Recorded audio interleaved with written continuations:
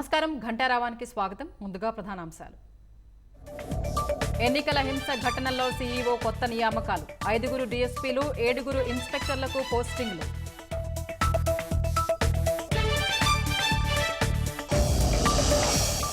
Supreme ఆదేశాలతో రాష్ట్రంలో కదిలిన అధికార యంత్రాంగం, ఇసుక అక్రమ తవ్వకాల నిగ్గు తేల్చేందుకు రీచ్ల పరిశీలన.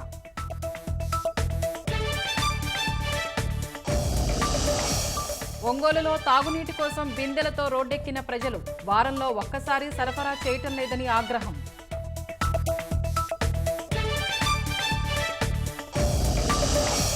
ఒడిశాలో డబుల్ ఇంజిన్ సర్కారు రాబోతుందన్న మోదీ, సీఎంఓలో అవినీతి పరులు రాజ్యమేలుతున్నారని ధ్వజం.